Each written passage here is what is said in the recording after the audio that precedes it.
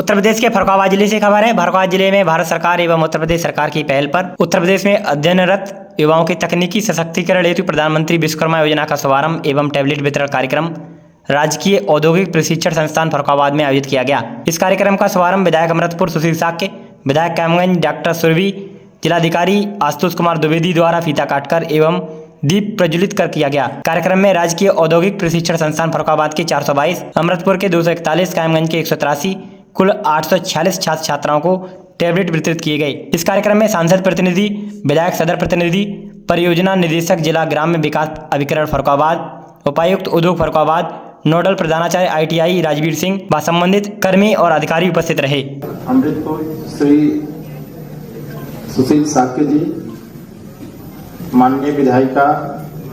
Kaimganj Shrimati doctor Surabhi जी और प्यारे बच्चों, इदम अंधतमः कृत्स्नम जायेत भुवनत्रयम् यदि शब्दा स्वयं ज्योति आसंसारम न दीप्यते। 8वीं शताब्दी में एक बहुत विद्वान कवि हुए थे। उनका कहना था कि ये सैकड़ों सूर्य चंद्र की मौजूदगी में भी यह संसार कब का भूप अंधेरे में डूब गया होता यदि ज्ञान विज्ञान की परंपरा रूपी ज्योति प्रज्वलित नहीं होती। कहने का आशय कि सब कुछ है, लेकिन उन प्राकृतिक संसाधनों का या उपलब्ध विशिष्ट संसाधनों का जब तक से हम सदुपयोग नहीं जानेंगे, कुशलता से उसका क्या उपयोग हो सकता है ये नहीं जान पाएंगे, कैसे उसका आर्थिक और सामाजिक हित में हमारे लिए उपयोग हो सकता है नहीं जानेंगे, तो सब कुछ होते हुए भी हम समृद्ध सक्षम नहीं हो सकते हैं। माननीय प्रधानमंत्री जी की इस योजना विश्वकर्मा योजना के माध्यम से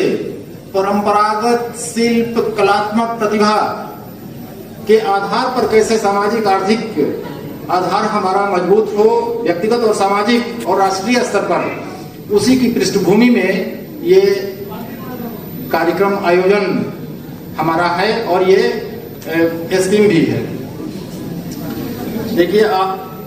हम लोग इतिहास में जब पढ़ते हैं तो कहते हैं कि सम्राट चंद्रगुप्त थे, अशोक थे, सिकंदर के बारे में इतना कहा जाता है कि सिकंदर सबसे बड़ा योद्धा था, विजेता था, लेकिन जो सिकंदर भारत में परास्त हो गया, भारत में आ नहीं पाया, जिन सैनिकों के बल पर पूरे विश्व को जीतने में सक्षम था, उसके सैनिक व्यास नदी को पार नहीं कर पाए, क्योंकि भारत के सैनिक इतने मजबूत थे, भारत की आर्थिक सामरिक सैनिक स्थिति इतनी मजबूत थी कि डर कर वो यहाँ नहीं आ पाए। उसके बाद जब चंद्रगुप्त मौर्य के समय में मेगास्थनीज भारत भ्रमण किया था, उसने अपने इंडिका में लिखा है भारत की सामाजिक आर्थिक व्यवस्था के बारे में। उसमें ये जो अपना परंपरागत शिल्प और कला